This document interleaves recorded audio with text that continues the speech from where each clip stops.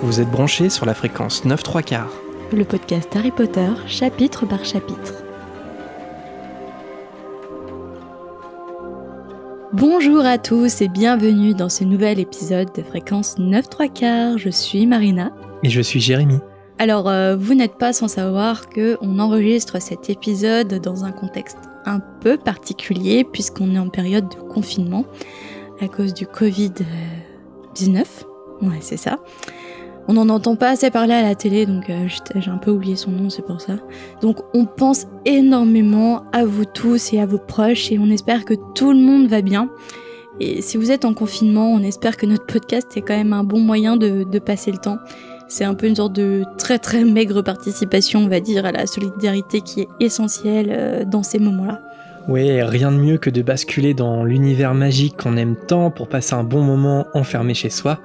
Évidemment, ça marche aussi si vous travaillez, si vous devez être en déplacement comme d'habitude. Courage à vous et on espère vous apporter un peu de magie pour penser à autre chose. D'ailleurs, en premier lieu, on espère que vous pouvez écouter cet épisode en fait, parce qu'en fait, mon PC a été apparemment contaminé lui aussi, il rend peu à peu l'âme, donc on croise les doigts pour que ça fonctionne quand même pour l'enregistrement d'aujourd'hui. En fait, si ça se trouve, c'est comme dans le livre et tout ça, c'est à cause de Dobby, tu sais. Un Dobby qui s'appellerait Whitty en fait. En tout cas, même si on ne sait pas encore, c'est bien Dobby en fait qui va donner du fil à retordre à Harry et à Ron dans ce nouveau chapitre. Et pour ne pas finir confinés à King's Cross, ils vont bientôt faire une arrivée spectaculaire à Poudlard en voiture volante.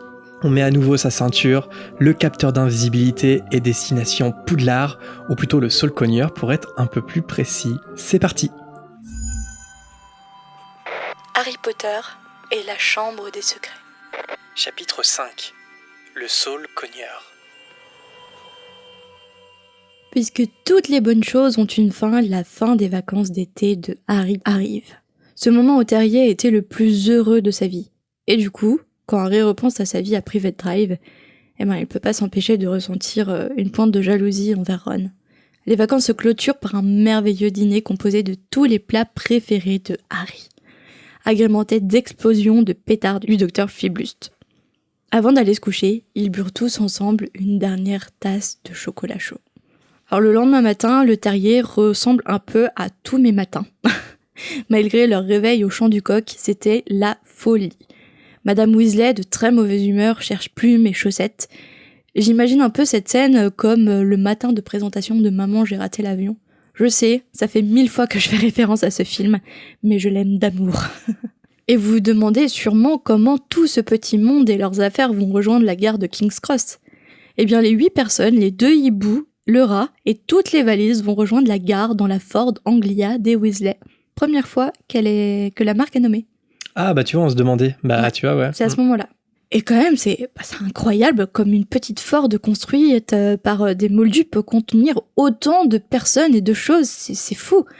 C'est ce qu'on penserait si on était Madame Weasley. Mais nous avons une information supplémentaire. En fait, c'est Arthur qui s'est permis de faire quelques ajustements magiques. En effet, rien que le siège avant avait la taille d'un banc public. Et là, à la relecture, je me suis dit, mais c'est un peu bizarre quand même que Madame Weasley ait autant peu la sensation du réel. Parce que, je veux dire, quand elle rentre dans la voiture, elle voit bien que l'habitacle de la voiture, il est pas grand. Ah oui. Et quand elle rentre à l'intérieur, elle se dit, tiens, les moldus, finalement, ils font bien les choses. On n'a pas l'impression que c'est aussi grand en vrai. Et là, je me suis dit, mais est-ce que c'est pas un peu de la bêtise quand même? Parce que quand on sait que c'est une voiture moldue et quand on voit qu'à l'intérieur c'est un palace, je veux dire, c'est obligé que ça soit de la magie. Ça me semble toujours un peu bizarre. C'est de la naïveté. Ouais, de la grosse naïveté. Et là, c'est là que tu te dis que, là, c'est Madame Weasley, mais c'est plein d'autres sorciers en vrai dans les livres Harry Potter, où tu te dis, ils sont pas très au courant du monde qui les entoure en vrai. Non, je pense qu'ils ont pas conscience de la différence de la vie quotidienne des moldus et celle des sorciers. Bah ouais.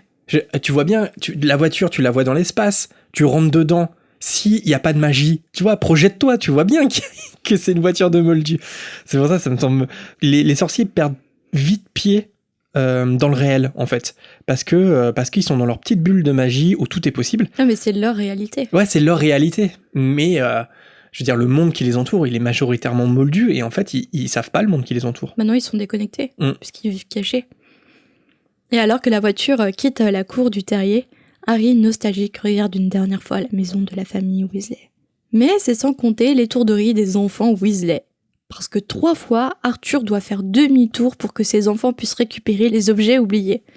Notamment Ginny, qui a oublié son journal intime. Imagine comment aurait été l'histoire si le journal était resté au terrier pendant l'année scolaire. C'est Lucius qui attend pendant toute l'année, dans son rocking chair, tu sais. Bon, pourquoi il se passe rien ? Toujours pas de nouvelles à la chambre des secrets. Et du coup, Tom Jedusor, il se tape tous les secrets de la ménagère, Madame Weasley. Tu connais ce mème de la série Narcos où il attend et il se passe rien. Tu sais, c'est Lucius Malfoy dans son manoir. C'est pareil. Évidemment, avec tous ces allers-retours, ils ont pris un retard énorme. Arthur en profite pour tenter de faire voler la voiture avec le réacteur d'invisibilité pour aller plus vite, mais c'est un refus catégorique de Madame Weasley. 11h moins le quart, arrivé à King's Cross. Donc on rappelle que le Poudlard Express part à 11h. À 1 minute du départ du Poudlard Express, tout le monde traverse la voie 9/3, sauf Harry et Ron, les derniers. Alors qu'ils courent de plus en plus vite pour passer le mur, pang ! Les 2 sorciers se heurtent à un mur. Impossible de traverser. Quand j'ai préparé, je me suis dit, est-ce que mes souvenirs sont modifiés à cause du film ? Parce que dans le film, on voit un mur, mais il parle de barrière métallique dans le livre. Est-ce que c'est simplement une barrière pour traverser et il n'y a pas de mur en fait ? Alors je sais plus si on en a parlé à fréquence, mais dans le livre, c'est toujours décrit comme une barrière métallique et pas comme un mur de pierre. Ça, c'est les films qui ont fait ça, et qui ont fait ça pour la simple raison que quand J.K. Rowling en fait a écrit le passage dans l'école des sorciers, et je pense dans la chambre des secrets aussi. Elle s'est trompée de gare. Elle s'est trompée de gare, elle pensait pas à King's Cross, et à King's Cross, c'est des murs en pierre en fait. Et c'est pour ça que les films ont décidé de rester à King's Cross. Je trouve ça mieux dans un mur en pierre. Donc voilà, et en fait elle pensait, alors je sais plus à quelle gare, la gare d'Euston je crois, ou une autre gare plus au nord de l'Angleterre, je sais plus, ou celle de Manchester peut-être, parce qu'on sait qu'elle a eu l'idée d'Harry Potter dans un trajet en train entre Manchester et Londres, alors peut-être qu'elle avait l'idée de la gare de Manchester, je sais plus exactement quelle gare, je me trompe peut-être, mais en tout cas c'était pas celle de King's Cross, et donc les films ont décidé de rester fidèles à King's Cross, et pas à la description. C'est fou comme on mélange, même lors d'une relecture, on mélange film et ce qui se passe réellement dans les livres. Ouais, les films ont... Bah ouais, c'est tout un code graphique, visuel, en fait, plein de codes visuels sur les acteurs, sur les lieux, et c'est très dur de s'en détacher, très très dur, c'est vrai. Même là, tu vois, je sais qu'il n'y a pas de mur, mais je peux pas m'empêcher de voir Ron et Harry heurter un mur, alors qu'en fait, ils heurtent simplement la barrière métallique. Hein. Ouais. Ouais, c'est une barrière métallique. L'une des sorties contemporaines, on va dire, qui peut faire sortir des films... Enfin, en tout cas, moi, c'est la première fois que ça m'a permis de faire ça. C'est justement les éditions illustrées de Jim Kay, parce qu'il évacue complètement le visuel des films, et si bien que y a par exemple des personnages qu'il dessine et qui n'ont rien à voir avec le casting des films. Et c'est assez étonnant, notamment Hermione, qui ressemble pas du tout, mais pas du tout à Emma Watson, ou pas du tout à une élève noire comme dans la pièce de l'Enfant maudit, par exemple. Et voilà, donc je trouve que justement les éditions illustrées, si on les lit, ça peut permettre de penser à autre chose qu'au film. Mais pour ceux qui connaissent très bien les films, c'est très difficile. 9 secondes avant le départ du train, Harry tente quand même de passer avec son chariot. Mais non, le métal reste infranchissable. Et ça y est, le Poudlard Express est parti, sans Ron et Harry.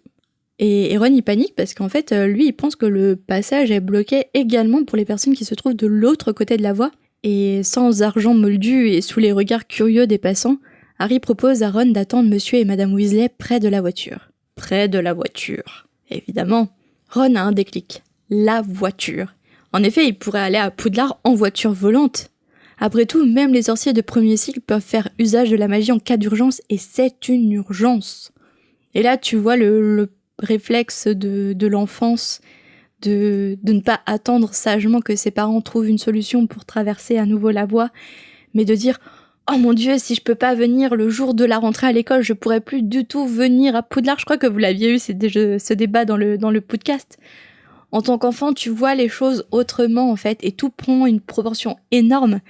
Alors qu'en fait, ils auraient attendu sagement monsieur et madame Weasley, ils seraient quand même allés à Poudlard, tu vois.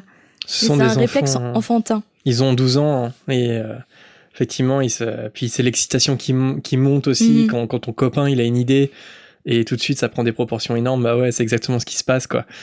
Effectivement, ce sont des enfants qui sont pas encore tout à fait matures. Mais justement, la réaction va être intéressante quand ils vont comprendre qu'ils ont fait quelque chose de très grave. Ils vont se rendre compte quand même. C'est-à-dire qu'ils ont pas la bêtise de ne pas voir où est le problème. Mais sur le moment, en fait, ce sont que des enfants qui sont excités. Et qui ont trouvé une solution pour arriver à temps à la rentrée de leur école. Complètement. Les valises rangées dans le coffre, Edwige posée sur la banquette arrière, Ron démarre le moteur à coups de baguette magique et appuie sur un petit bouton argenté qui fait disparaître la voiture. Harry sent bien le moteur vibrer sous lui, mais pourtant tout ce qu'il voit, c'est la rue qui s'éloigne sous eux. Alors j'ai une petite réflexion.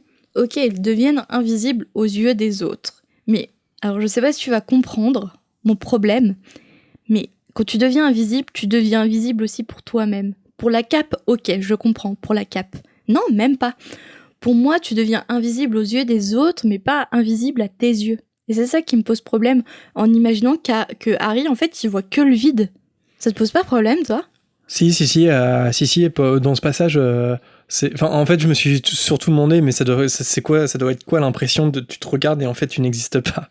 Mais c'est ça. Mais moi, je me demande, en fait, j'ai l'impression quand même que la cape, c'est pas ça, parce que la cape, tu es invisible aux yeux des autres, mais quand tu es sous la cape, par exemple, quand Harry, Ron et Hermione, ils se mettent sous la cape, ils se voient entre eux.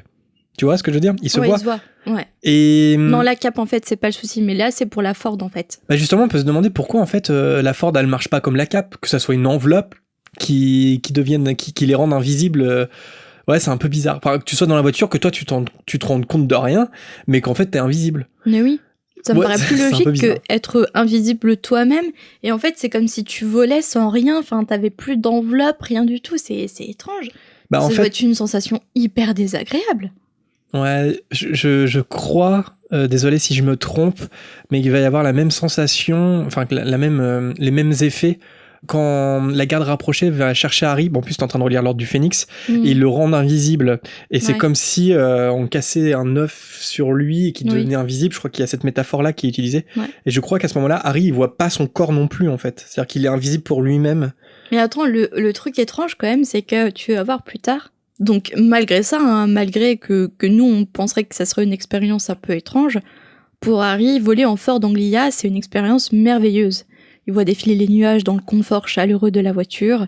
Donc encore une fois, comment tu peux être dans un confort si tu ne vois pas et si tu ne ressens pas ? Et des caramels débordant de la boîte à gants. Mais les caramels sont censés être invisibles également. Tout est censé être invisible, tu vois, c'est... Enfin, il y a un truc qui va pas dans ce passage et qui me dérange énormément. Après, c'est peut-être justement comme ce sortilège. Je crois que c'est le sortilège de désillusion, si je me trompe pas. Ouais, c'est ça. Et je crois me rappeler qu'en fait, il est invisible, mais il y a quand même l'enveloppe, tu vois. Enfin, genre, t'es pas complètement invisible non plus. C'est-à-dire que il voit sa forme, mais il est transparent, quoi. C'est comme si tu voyais les contours. Donc peut-être que la voiture c'est pareil, tu vois les contours, mais en fait elle est translucide. Au point de voir les caramels, et comment tu sais que c'est des caramels ? Ouais, je sais pas. Franchement, je sais. Non mais ouais, ce passage il me fait étrange. Désolé pour la grossièreté, mais je résoudrai ce problème par ta gueule c'est magique. J'arrête ce podcast. Je me fais plus respecter. Ça marche toujours dans Harry Potter, ta gueule c'est magique. Et en fait, surtout ce qui contente Harry, c'est d'imaginer l'atterrissage spectaculaire sur la pelouse de Poudlard et de l'expression envieuse de Fred et George.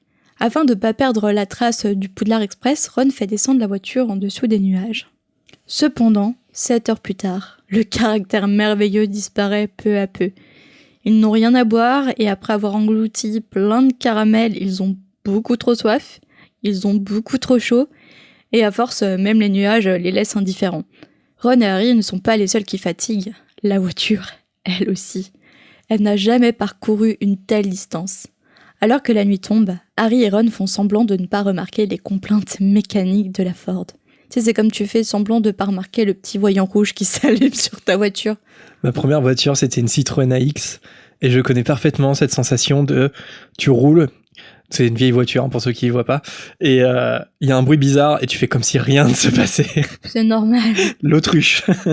Quand je prenais l'autoroute avec ma première voiture, c'était une Opel Corsa, mais la première génération. Quand je prenais l'autoroute, tu sais, je faisais du 130 quand même avec ma vieille Opel. Elle tremblait partout. Et je faisais semblant de « c'est normal ». Moi, j'avais 4 vitesses. 4 vitesses. Ouais. Mais comment c'est possible? Ah si, c'est possible, c'est une boîte 4. Mais elle a tenu mon Opel Corsa. Franchement, je l'ai emmenée jusqu'au bout. Et Ouais. elle était trop bien, elle était trop confortable. Ah bah moi aussi, hein. Elle était bien. Par contre, je faisais pas du 130, hein, clairement pas.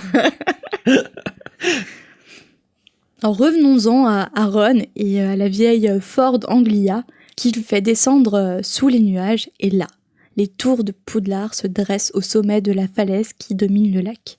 Et c'est ce moment que choisit la voiture pour vibrer de toutes parts, donc comme ma vieille Opel, sur l'autoroute à 130. Et elle commence à perdre de la vitesse. Des jets de vapeur sortent de sous le capot. Et bien entendu, la voiture est au-dessus du lac. Malgré le fait que Ron écrase l'accélérateur, un grand bruit de ferraille se fait entendre et la Ford s'arrête complètement. Bon, heureusement, là, ils avaient survolé le lac. Elle pique du nez droit sur la muraille de Poudlard. Ron a le réflexe de tourner le volant, la voiture prend alors un énorme virage. Par désespoir, Ron donne des grands coups de baguette sur le tableau de bord et le pare-brise. J'imagine bien. À l'époque, avec les coups de baguette sur l'Opel. Malgré l'avertissement de Harry de faire attention à l'arbre, il est trop tard. La voiture s'écrase contre l'énorme tronc, ce qui finit d'achever la pauvre Ford Anglia. La pauvre Edwige est terrifiée. Une énorme bosse apparaît sur le front de Harry et Ron. Le pauvre Ron, sa baguette est cassée en deux. Alors que Harry ouvre la bouche pour réconforter Ron, une chose frappe le flanc de la voiture. À nouveau, une branche de l'épaisseur d'un gros piton s'abat sur le pare-brise. L'arbre est en train de les attaquer. Alors que le toit s'enfonce de plus en plus, le moteur de la voiture repart comme par magie. La voiture recule, ce qui énerve encore plus l'arbre qui donne l'impression de vouloir se déraciner pour les poursuivre. Ron félicite la voiture, mais la Ford Anglia, à bout, éjecte ses passagers ainsi que toutes leurs affaires. Et on peut la comprendre, et oui, je compatis avec la voiture. Elle est lacérée, elle est cabossée, elle est fumante, et on la comprend, elle s'éloigne dans les ténèbres avec ses feux arrière rougeoyants de fureur. Même Edwige, dont la cage s'est ouverte avec le choc, rejoint Poudlard avec un grand cri de colère. Donc là, déjà, Harry et Ron, ils devraient sentir que ça sent pas bon pour eux. Une voiture et une chouette sont en colère contre eux quand même. Ouais, Ça sent pas bon pour eux. Malgré les cris de désespoir de Ron, la voiture disparaît après une dernière pétarade de son pot d'échappement. Je la trouve très drôle cette phrase. Pétarade, c'est dans le livre ou... Non, c'est vrai. C'est dans le livre. Ah, c'est dans le livre, ok. Mais moi, j'imagine tellement la voiture en colère et tout, et faire comprendre sa colère, je trouve ça très drôle. Consterné, Ron est halluciné que de tous les arbres du parc, ils ont choisi de s'écraser contre celui qui rend les coups.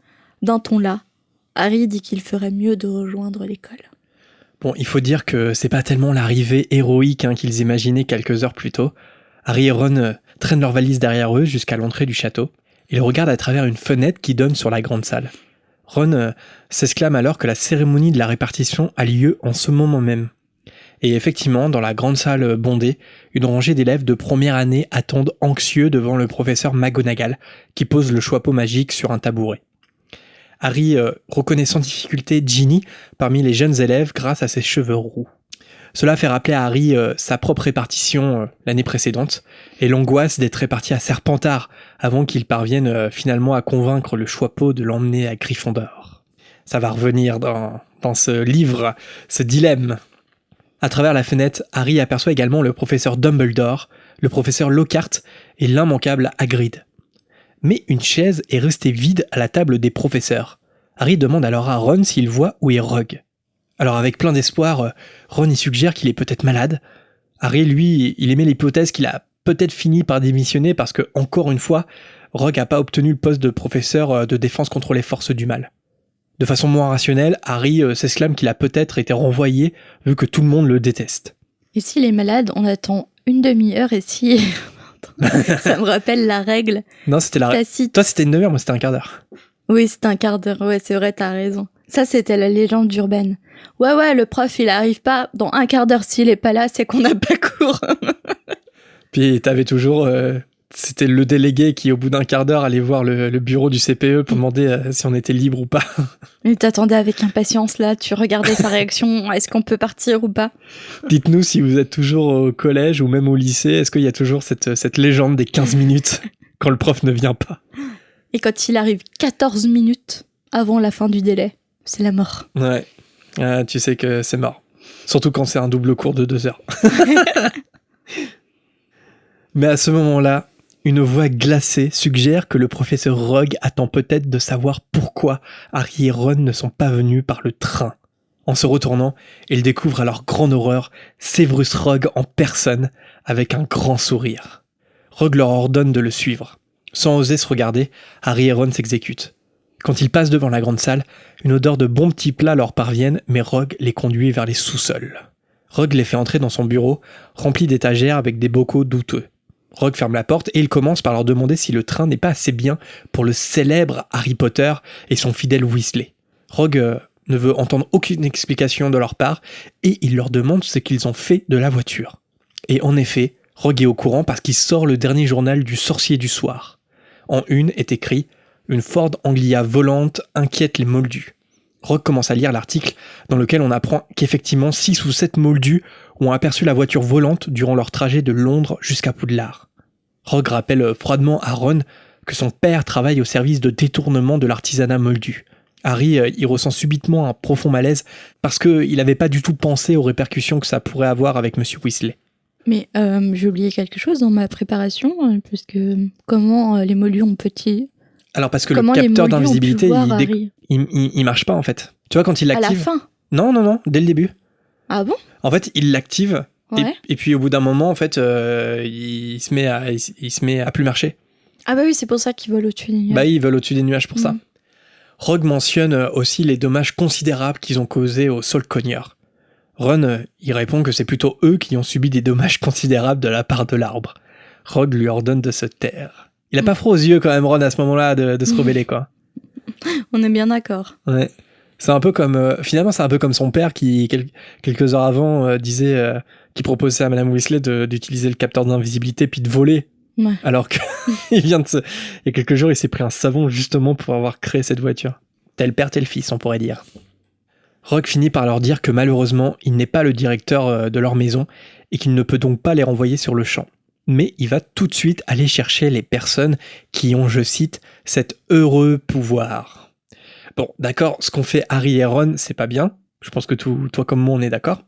Mais on voit quand même qu'une nouvelle fois, Rogue, il se délecte du malheur d'Harry avec la même vengeance puérile dont on parle souvent. Vengeance puérile parce qu'en plus, les propos de Rogue font écho aux propos de Malfoy. Donc c'est qu'il a vraiment la mentalité d'un enfant de 12 ans quand il s'agit d'Harry. Ouais, c'est exactement ça, ouais. C'est le célèbre Harry Potter, il peut pas rentrer dans une librairie sans faire la une. Le célèbre Harry Potter, il peut pas prendre le Poulard Express comme tout le monde. Malfoy aurait pu dire les mêmes choses, hein. Et Malfoy, il a 12 ans. Exactement. Seul dans le bureau, Harry et Ron échangent un regard. Harry n'a plus du tout faim et il a même la nausée. Parce que si Rogue revenait avec le professeur McGonagall, ce n'était pas du tout un bon signe pour eux. Et en effet, au bout de quelques minutes, Rogue revient en compagnie d'une McGonagall si furieuse que quand elle rentre en tendant sa baguette, Harry et Ron ont le réflexe de se recroqueviller. J'aime bien ce passage. T'imagines McGonagall qui les attaque direct puis qui repart manger son repas, tu sais. C'est trop marrant qu'ils aient peur d'être attaqués quoi, par McGonagall. Complètement irrationnel. En même temps, si elle n'était pas encore rassasiée et si elle avait encore la faim au ventre, je peux comprendre, hein, parfois quand on a faim, on peut faire des choses impardonnables. C'est le cas de le dire. Andoloris. J'avais pas fini mon bout de poulet. Mais c'est en fait pour allumer un feu dans la cheminée, ce que Rogue au passage n'avait pas jugé utile de faire. McGonagall leur exige des explications. Ron raconte alors tout de A à Z. Cette dernière leur demande sèchement pourquoi ils n'ont pas plutôt envoyé un hibou avec la chouette d'Harry. Ron avoue qu'ils y ont pas pensé et Harry se sent terriblement honteux. À ce moment-là, quelqu'un frappe à la porte du bureau. La mine réjouie comme jamais, Rogue va ouvrir. C'est Albus Dumbledore en personne qui fait alors son apparition. Quand son regard se baisse sur lui, Harry regrette soudainement de ne pas être resté devant le Solcogneur à prendre des coups. Dumbledore demande à son tour des explications. Harry perçoit une nuance de déception dans son ton très calme, et il est dit qu'il aurait préféré qu'il se mette à hurler. Alors ça va revenir dans la saga, la déception de Dumbledore qui fait 1000 fois plus d'effet que de la colère. Et par exemple dans le tome 6, quand Harry avoue à Dumbledore qu'il n'a pas vraiment tout mis en ordre pour récolter le souvenir de Slughorn, c'est un moment qui est ultra gênant, un peu comme celui-là. Et c'est des moments qu'on a tous connus, des moments où on aurait préféré que quelqu'un nous crie dessus. Que moi, par exemple, si quelqu'un va me crier dessus, ça ne va me faire aucun effet. Par contre, si on me dit des vérités sur un ton calme ou des reproches sur un ton calme, des reproches justifiés, ça va faire 1000 fois plus d'effet que si on me crie dessus. Faire comprendre qu'on a été une déception. Qu'on a été une déception, ouais, complètement. C'est la Dumbledore pédagogie. Harry fait à son tour le récit de leur voyage sans oser regarder Dumbledore dans les yeux. Il avoue tout, sauf le fait que M. Weasley est le propriétaire de la voiture. Mais à la fin de son récit, Dumbledore ne pose pas de questions à propos de la voiture. Il ne dit rien du tout, et d'ailleurs, il se contente de les observer en silence. Sur un ton désespéré, Ron dit pour rompre le silence qu'ils vont aller chercher leurs affaires. D'un ton sec, McGonagall lui demande de quoi il parle. Et Ron répond qu'ils sont de toute façon renvoyés. C'est assez fidèle dans le film, tout ce passage-là. On voit bien Steve Close, le scénariste, qui colle vraiment au livre. C'est assez intéressant. Dumbledore répond que non, qu'ils ne sont pas renvoyés, en tout cas pas aujourd'hui, en insistant toutefois sur la gravité de ce qu'ils ont fait. Il va écrire ce soir à leurs familles respectives, et il ajoute qu'à la prochaine bêtise de ce genre, oui, il sera obligé de les renvoyer. Rogue, évidemment, il est hors de lui. Il dit à Dumbledore qu'Harry et Ron n'ont pas respecté le décret sur la restriction de l'usage de la magie chez les sorciers de premier cycle, sans compter les dommages causés à un seul cogneur de grande valeur, patati patata, ce qu'il a déjà dit. D'un ton calme, Dumbledore rappelle à Rogue qu'il appartient au professeur McGonagall de décider de la punition adaptée pour les élèves de Gryffondor. Bon, c'est un petit peu ce qu'il vient de faire, il vient un peu de parasiter quand même la décision de McGonagall, parce qu'il dit avant elle qu'ils sont pas renvoyés, mais bon. Honnêtement, est-ce que tu penses, petite question comme ça, que la bêtise de Harry et Ron, ça peut justifier un renvoi de Poudlard ? C'est une erreur grave quand même. C'est très grave puisque ça impliquait des moldus, donc ça impliquait le ministère de la magie. Après, un avertissement et des travaux d'intérêt généraux avec Hagrid pour l'école et avec Rusard. Parce que justement, t'as parlé de Hagrid. Et tu vois, je compare ça à Hagrid qui a été renvoyé juste parce qu'il avait caché une araignée dans l'école et que, sans aucune preuve, on l'a accusé d'être l'héritier de Serpentard. Là, pour le coup, il y a plein de preuves. Ouais, mais il y avait des morts à l'époque. Ouais, il y avait une mort. D'accord, ouais. Il y avait une ambiance paranoïaque. Moi, je suis sûr qu'à Poudlard, il y a des élèves qui ont été renvoyés pour moins que ça. Sous Dumbledore, je sais pas. Mais en tout cas, bon, évidemment, Rogue est un sale type et sa réaction est complètement puérile, mais on peut quand même se demander, ouais, peut-être qu'ils auraient pu être renvoyés, franchement. Ouais, la question légitime peut être posée de si c'était pas Harry Potter, est-ce qu'ils auraient eu un avertissement, des punitions plus lourdes et éventuellement un renvoi. Dumbledore invite Rogue à le raccompagner jusqu'au banquet pour goûter une délicieuse tarte à la crème. En sortant, Rogue lance à Harry et Ron un regard haineux. McGonagall conseille à Ron d'aller à l'infirmerie parce qu'il saigne, mais Ron dit que c'est rien. Il demande dans quelle maison a été répartie sa sœur, et McGonagall lui apprend qu'elle a été répartie à Gryffondor, ce qui ravit Ron. Le plus gros spoiler de la saga, le 7e enfant Weasley est réparti comme tous les autres à Gryffondor. Je crois que personne s'y attendait. Non, c'était un twist énorme. Twist énorme. En parlant de Gryffondor, McGonagall commence à orienter la discussion sur les points, mais Harry l'interrompt en lui disant que le trimestre n'avait pas encore commencé et que donc elle peut pas leur enlever des points si c'est bien le cas. McGonagall le regarde d'un air perçant, mais derrière sa sévérité, Harry croit déceler un petit sourire. McGonagall confirme qu'en effet, elle n'enlèvera pas de points à Gryffondor, mais qu'ils auront tous les deux une retenue. En faisant le calcul dans sa tête, Harry trouve qu'il s'en sort plutôt bien avec une retenue. Parce que bon, la lettre Dursley, ça leur fera ni chaud ni froid, et au contraire, Harry, il pense qu'ils seront déçus qu'ils soient pas morts abattus par le seul cognard. Ce qui est certainement vrai.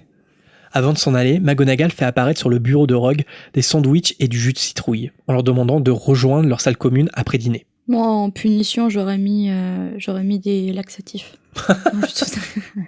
C'est encore pire qu'un sortilège impardonnable. T'es encore pire, toi. Ron, lui aussi, est plutôt soulagé. Et il suggère que McGonagall ne voulait pas qu'il rejoigne la grande salle pour se pavaner devant toute l'école. Alors il est indiqué que les sandwichs de McGonagall, ils se renouvellent au fur et à mesure qu'il les mange. Et toi, si jamais tu pouvais faire réapparaître en illimité un repas pendant que tu le manges, ça serait quoi ? Je vous raconte pas l'air sérieux que prend Marina en ce moment. Parce qu'on ne plaisante pas avec la bouffe. Je pense que c'est les lasagnes chèvre épinards de ma maman. Ah, ok. Ou épinards saumon chèvre. Mes maisons de ma maman. C'est vrai qu'ils sont très bons. Si je puis me permettre. Mais je pensais pas que t'allais dire ça par contre. Tu penses à pizza ou non. Des nouilles chinoises Des nems. Non, je pensais plutôt des makis ou des sushis, quoi. Ah ouais, non, parce que ça cale vite. Bah, les lasagnes aussi, mais non, les lasagnes de ma maman, je les aime bien. Non, c'est vrai que c'est une tuerie. Avec beaucoup de sauce barbecue. La sauce à manger à la cuillère à côté. Une vraie religion, la sauce barbecue. Mais la sauce, alors je sais que c'est très mal, je sais que c'est industriel et capitaliste. On mange très peu à McDonald's. Je crois que ça fait peut-être 1 an qu'on n'a pas mangé à McDonald's. Mais quand ça arrive, je dois manger de la sauce barbecue. La sauce barbecue de McDonald's, c'est la meilleure du monde. Mais tu sais ce qu'on pourrait faire ? On pourrait rentrer dans un McDo, juste, tu vois, sans faire la queue. Tu vas demander, excusez-moi, vous avez oublié les sauces barbecue. Je suis sûr qu'ils nous les donnent. Faudrait qu'on essaye un de ces 4. C'est pas comme si on avait un McDo pas loin de chez nous. Hein. Mais aussi, il faut dire que ma maman fait une très bonne sauce barbecue maison. Je crois que ta mère fait un petit peu tout bien maison. Un peu comme Madame Weasley, quoi. Ouais, je crois. C'est la Madame Weasley de notre monde moldu à nous. Et toi ? Attends. Vas-y, devine. J'hésite. Pizza ou pâte ? Pâte avec des sauces. Pâte avec de la sauce. Ouais, toi, tu m'as cerné. Je pense que si je devais en choisir qu'un, ce serait quand même pizza fromage, quoi. Ah, quand même, pizza fromage ? Ouais, parce que les pâtes, c'est plus bourratif, je trouve. Et des fois, je vois la pizza, je suis au resto, et je me dis jamais je arriverai à manger ça. Et pourtant, je la finis et je me dis, je pourrais encore en manger. Pareil pour les lasagnes. Ouais, tu vois. Alors, petite précision, on a vu, à cause du confinement, les gens se jettent sur le stock de pâtes. Et à la maison, j'ai un adorateur de pâtes, qui est Jérémy, ici présent. Donc du coup, on n'a pas besoin de faire de stock, de toute façon, non ? Puisqu'on a de quoi survivre pendant 1 an. Je crois qu'il y en a autant que dans un resto italien, des pâtes. Mais c'est en continu, de toute façon. En tout cas, Harry et Ron, après s'être rassasiés, ils quittent le bureau de Rogue pour rejoindre leur salle commune. Le château est désert, ce qui indique que le banquet devait être terminé depuis quelque temps déjà. Arrivés devant le portrait de la grosse dame, ils se rendent malheureusement compte qu'ils ne connaissent pas le mot de passe. Mais à ce moment-là, Hermione fait son apparition derrière eux. Elle est rassurée de les voir et elle leur dit qu'on raconte n'importe quoi sur eux, notamment qu'ils sont venus en voiture volante et qu'ils ont été envoyés à cause de ça. Avec le mot de passe, tous les 3 entrent dans la salle commune de Gryffondor. Dès leur arrivée, un tonnerre d'applaudissements accueille Harry et Ron. Ils sont félicités par Lee Jordan et plein d'autres élèves. Fred et George sont même déçus qu'il leur ait pas proposé de les accompagner. Tu m'étonnes. Ron a un sourire gêné et Harry aperçoit que Percy, lui, n'a pas du tout goût à la fête et qu'il s'approche vite d'eux. Prévenant Ron, tous deux se dirigent vers leur dortoir en souhaitant bonne nuit à tout le monde. En les voyant partir, Hermione a le même air contrarié que Percy. Harry et Ron rentrent dans leur dortoir. Ron dit qu'il sait qu'il ne devrait pas être fier. Mais à ce moment-là, la porte s'ouvre. Et Seamus, Dean et Neville font leur entrée en les félicitant, impressionnés. Et même Harry ne peut s'empêcher à ce moment-là d'esquisser un petit sourire.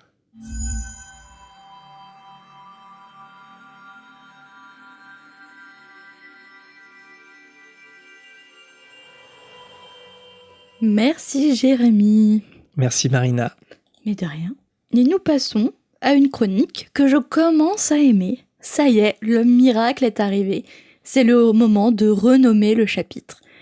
Alors Jérémy, comment as-tu renommé ce chapitre ? Harry Potter et la Chambre des Secrets, chapitre 5. Maman, j'ai raté le Poudlard Express. Ah non, je m'en veux pas y avoir pensé. C'est pour ça que j'ai rien dit tout à l'heure. Ah non. Quand on a parlé. Ah mais non, j'en reviens pas, j'y ai pas pensé. C'est vrai que ça fait un peu penser au début du film. Ouais. Je suis jalouse. Et toi, Marina, qu'est-ce que ça serait ton titre de chapitre ? Alors, je sais pas. Soit ça va faire un gros bide, soit tu vas aimer, je ne sais pas. Harry Potter et la Chambre des Secrets, chapitre 5. Million Galleon Baby. L'histoire tragique du boxeur qui se nomme Saul Conyers. bientôt sur vos écrans. Heureusement que j'ai la ref, parce que sinon... Si vous n'avez pas la ref, vous êtes assez dubitatif en ce moment, à l'écoute du chapitre de Marina. C'est $1 million Baby de Clint Eastwood. Oui, c'est ça. Qui est un très bon film d'ailleurs. Peut-être pas regardé en confinement parce que c'est quand même assez dur psychologiquement, mais en tout cas c'est un très bon film à regarder hors confinement. Je suis d'accord, très bon film. Et je suis sûr, dans ta tête, t'as pensé à Rocky et tout, et t'as essayé des jeux de mots, et là tu te dis, non, c'est celui-là le mieux. Ah non, j'ai même pas pensé à Rocky, tu vois. J'ai pensé direct à... Puisqu'il m'a... J'ai jamais vu Rocky. Ah donc... Bon. Pourquoi toi t'as déjà vu Rocky? Bah ouais. Okay. Enfin, pas tous, je les ai pas tous vus. Hein. Non, moi j'ai jamais vu Rocky, et donc c'est $1 million Baby qui m'a le plus marqué. Ok. Non, c'est sympa, c'est sympa. Ok. non, mais je sais pas quoi dire d'autre, c'est pas mal, c'est pas mal. Et après le renommage du chapitre, pour toi, quel est le meilleur personnage? Alors, j'espère que j'ai pas pris le même que toi. Est-ce que toi, c'est un personnage humain ou pas? Non. Ouais, je pense qu'on a le même. La voiture? Ouais. Ouais, non, c'est sûr. Non, mais clairement, c'est la voiture avec son caractère et le fait qu'elle fait tout pour arriver à destination, mais à la fin, elle en peut plus. Et puis, après l'attaque du Saul Cogneur, comment elle vire Harry Aaron, c'est trop drôle. Mais c'est ça. Moi, j'ai noté que c'est une voiture forte qui a su prendre son indépendance, comme on l'a vu et comme on le verra. Elle a su se rebeller contre ces garçons qui l'ont menée jusqu'à un combat avec un Saul Cogneur, mais qui saura garder son bon cœur, comme on le verra plus tard. Ouais. Non, c'est vrai. On nous a demandé sur le groupe privé Facebook, selon nous, quel était un personnage secondaire sous-estimé. La voiture volante. Oui. Enfin, je veux dire, elle leur sauve la vie quand même. C'est vrai. Et c'est le moment de passer à la volière avec vos hiboux sonores et vos hiboux traditionnels.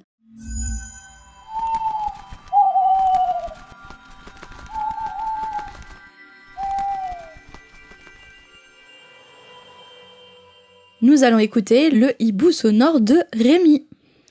Salut Jérémy et Marina, donc petit message pour vous faire part de mes réflexions sur le jeu des acteurs dans Harry Potter. Donc tout d'abord, personnellement, je suis un grand fan des livres évidemment, mais aussi des films. Pour vous dire, il y a même des années où je regardais chaque dimanche soir un Harry Potter pour faire face au somme qui arrive le dernier jour du week-end. Donc même si j'adore vraiment les films, j'ai un peu de mal avec le jeu de certains acteurs. Par exemple, Michael Gambon, je trouve que son interprétation de Dumbledore ne correspond pas du tout à celle faite dans les livres. Par exemple, on perd son regard pétillant ou sa folie qu'on trouvait vachement chez Richard Harris, je trouve. Et surtout dans Harry Potter 4, je le trouve toujours très énervé, pas très confiant, pas très sage, ce qui me déstabilise beaucoup. Après, évidemment, c'est peut-être aussi la faute du script et des réalisateurs, donc je sais pas, dites-moi. Et ensuite, un autre acteur, et là je risque de me faire haïr par vos auditeurs, mais en fait c'est Daniel Radcliffe. Parce qu'en fait, physiquement, je le trouve assez proche du personnage décrit dans les romans, mais j'ai la sensation qu'il est toujours un peu en surjeu, jamais très naturel, contrairement à Rupert Grint ou Emma Watson. Évidemment, inutile de préciser que c'est que mon avis et qu'il y a des acteurs que je trouve exceptionnels comme Alan Rickman, Ralph Fiennes ou encore Richard Harris. Donc voilà, c'est tout pour moi. Merci beaucoup pour votre émission. Elle illumine mes petits déjeuners le samedi matin et elle est pour moi synonyme du début du week-end, donc c'est trop cool. Salut! Merci Rémi qui commence à être un fidèle de hibou sonore, donc c'est génial, continue. Tu as une réflexion à faire sur les acteurs dans Harry Potter ? Peut-être sur Michael Gambon, parce que c'est vrai que c'est l'aspect, on va dire, le plus problématique chez pas mal de fans, parce que pour des raisons malheureuses, ils ont dû changer le casting, parce que Richard Harris est décédé avant la production du 3e film. Et c'est vrai que le choix de Michael Gambon était très discutable, très marqué, parce qu'ils n'ont pas voulu du tout recaster un acteur qui ferait le même jeu, qui lui ressemblerait. C'est-à-dire que le parti pris, c'était vraiment de prendre un autre acteur pour une autre version de Dumbledore, très clairement. Et une version qui est, je trouve aussi, comme Rémi, beaucoup plus éloignée des livres, qu'était la version de Dumbledore par Richard Harris dans les 2 premiers films. Ouais, je suis tout à fait d'accord. Même si, encore une fois, je crois qu'on en avait déjà parlé, mais je trouve pas qu'il y ait vraiment chez Richard Harris le côté loufoque. Je trouve qu'il y a le côté sagesse, il y a le côté calme, mais il n'y a pas forcément la folie chez Richard Harris. Ouais, mais hélas, on n'a pas eu le temps de le voir, en fait. Est-ce qu'il aurait développé ce côté loufoque au fil des films ? À part le côté crotte de nez à la toute fin de l'école des sorciers, mais ouais. Et évidemment, Michael Gambon, je suis pas fan, surtout dans le 4 et le 5.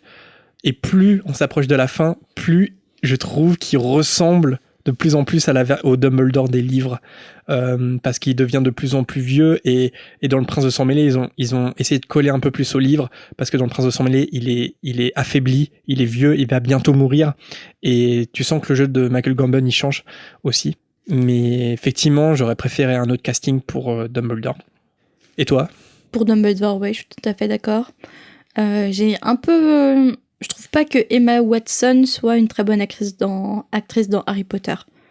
Pourquoi ? Parce que j'ai l'impression qu'elle fait tout le temps un peu les mêmes expressions. Elle a pas un jeu d'acteur hyper développé.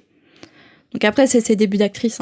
Après, j'avoue ne pas l'avoir vue dans d'autres registres. Donc je ne sais pas si son jeu d'acteur est différent. Mais en tout cas, dans Harry Potter, je trouve qu'elle a un peu le même panel d'expressions. Harry... Toi, tu aimes Daniel Radcliffe. Moi, j'aime bien Daniel Radcliffe. Ouais, il surjoue, mais en même temps, Harry, est-ce qu'il est pas tout le temps un peu dans le surjeu ? Un peu tout le temps, il est très émotif, en fait. Et tout le temps dans le surjeu, j'ai l'impression. Et physiquement, ça colle. Moi, j'aime plutôt bien Daniel Radcliffe, en sachant que je pense que, pour des raisons évidentes, Harry, c'est le personnage le plus compliqué à jouer. Et la preuve, c'est que je le trouve absolument génial dans les autres films où il a tourné après Harry Potter. Et des films complètement dingues. Oui, il joue dans des films dingues parce qu'il peut le faire, parce qu'il reçoit énormément de scénarios, et il est parti sur des projets complètement dingues, comme Swiss Army Man, comme le film d'Alexandre Aja. Donc je pense Horns, ça, j'ai pas vu. Et je pense qu'il a voulu se libérer un peu du rôle d'Harry au cinéma, parce que effectivement le rôle en lui-même est pas forcément ce qu'il y a de plus détaillé. Enfin, on lui demande pas. Harry est assez linéaire en fait, mais comme Hermione aussi, je trouve. Et c'est-à-dire que Hermione dans les livres, elle a pas une palette d'émotions hyper développée, quoi. Oui, c'est vrai. Et le casting pourrait toujours être mieux. Après, c'est un peu les goûts et les couleurs. Enfin, souvent, on peut avoir des problèmes avec les acteurs, mais comme on a des problèmes avec des gens dans la vie, donc et puis ça participe aussi de l'imaginaire, c'est-à-dire que par exemple si Emma Watson correspond pas du tout à l'image qu'on se fait d'Hermione, et peu importe comment elle jouera, on trouvera que c'est pas bon. Moi, j'ai souvenir au podcast de Alice qui trouvait que tous les enfants et les adolescents jouaient tous comme des patates de toute façon. Et c'est vrai que quand on y réfléchit, c'est vrai que y a un côté patate. Je veux dire, il y a aucun vraiment adolescent, je trouve, qui tire son épingle du jeu. C'est quoi un côté patate ? Un côté... je sais pas comment le décrire. Est-ce que c'est une expression normande ? Non, mais un côté où... comme je disais, est-ce qu'il y a vraiment un des jeunes acteurs qui tire son épingle du jeu ?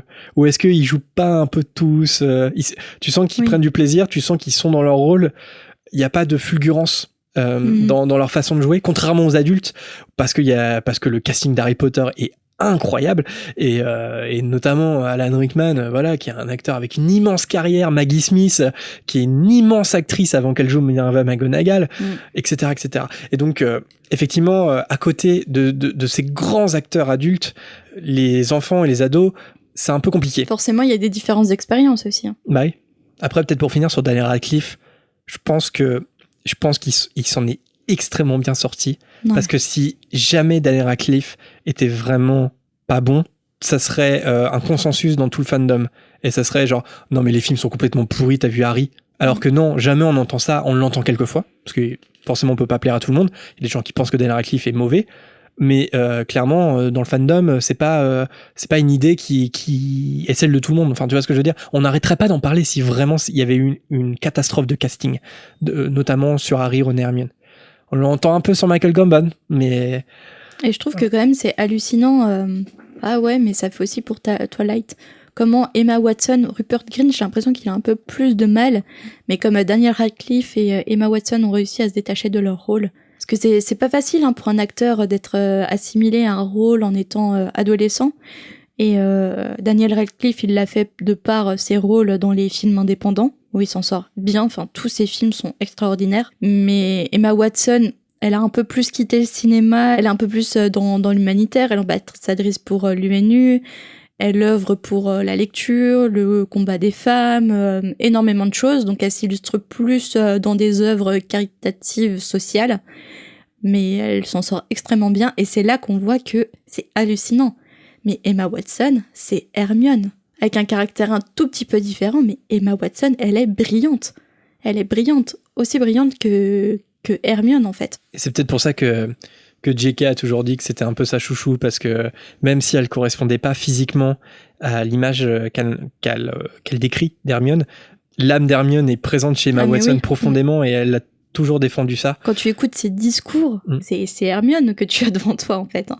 Après, je crois que dans la tendance générale, il y a quand même les gens qui n'aiment pas forcément Daniel Radcliffe dans Harry Potter peuvent apprécier ce qu'il a fait après, mais j'ai l'impression que si t'aimes pas Emma Watson dans les films Harry Potter, tu l'aimes pas non plus dans La Belle et la Bête ou dans Les 4 filles du Docteur March récemment, parce que, comme tu dis, un peu plat au niveau du jeu, effectivement, je trouve qu'elle joue un peu pareil dans les autres films. Contrairement à Daniel Radcliffe qui propose plein d'autres choses, Emma Watson, elle fait un peu du Emma Watson, quoi.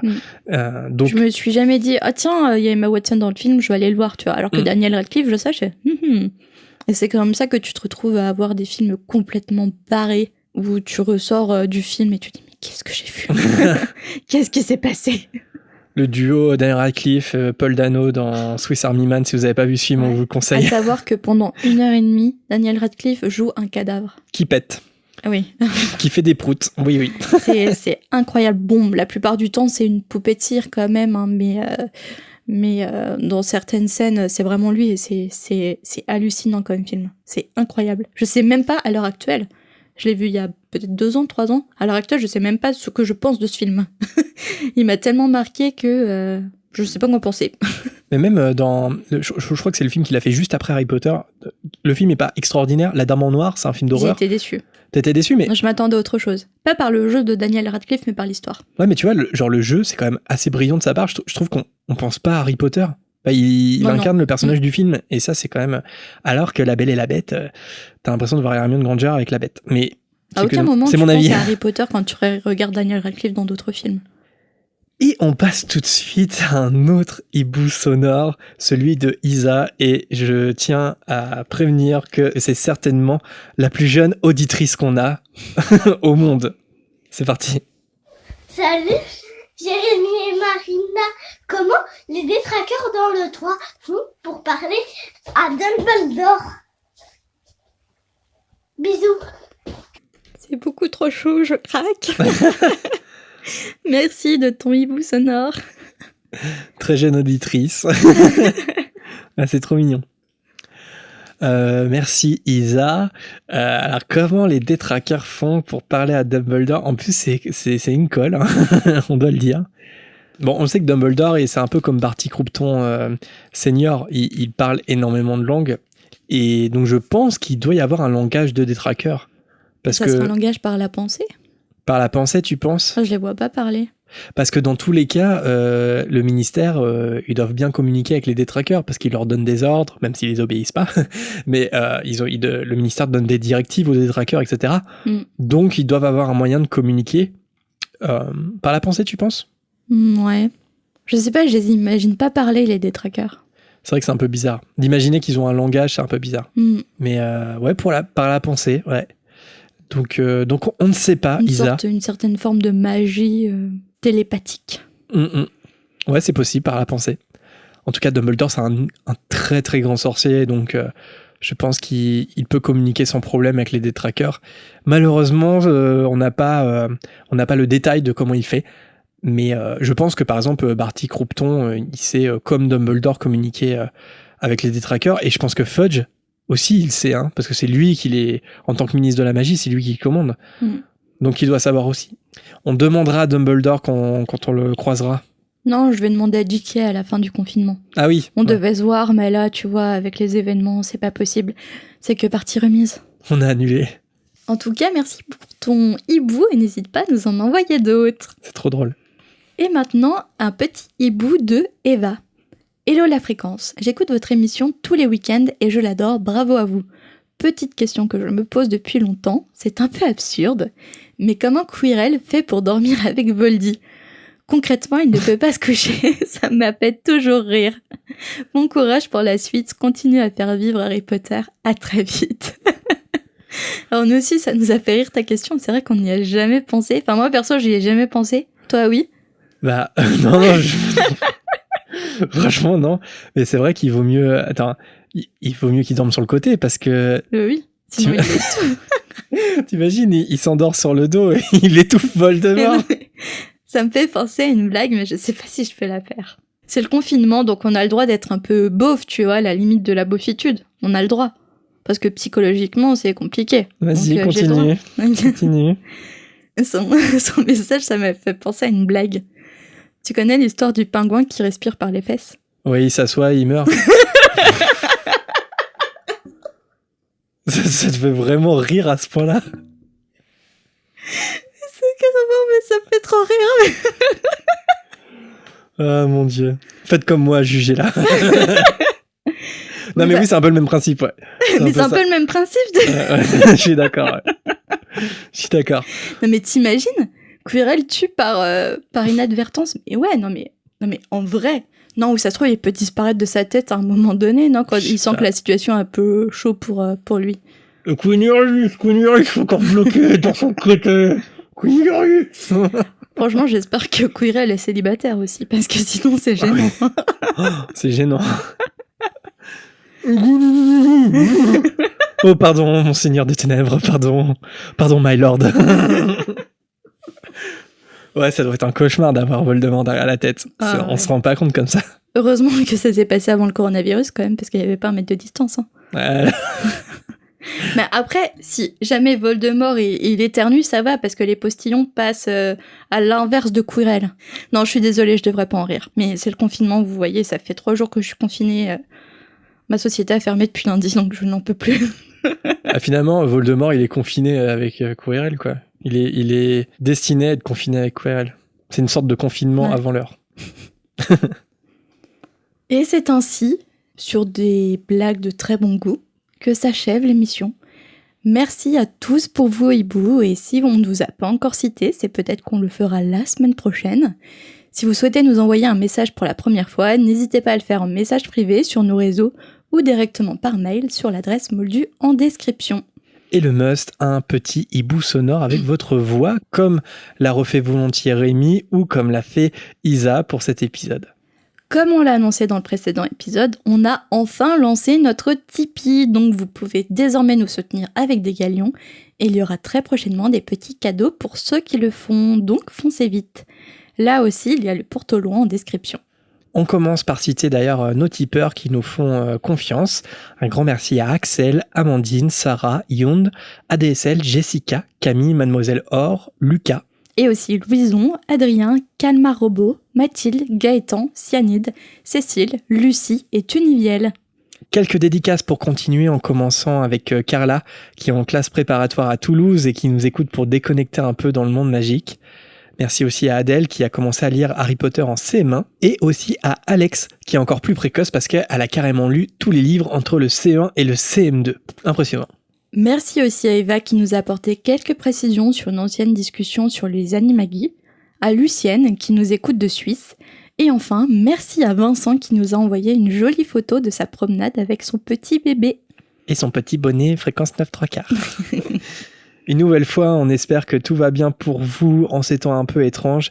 Et si on peut apporter un peu de la magie à votre éventuel confinement un peu austère, c'est avec un grand plaisir.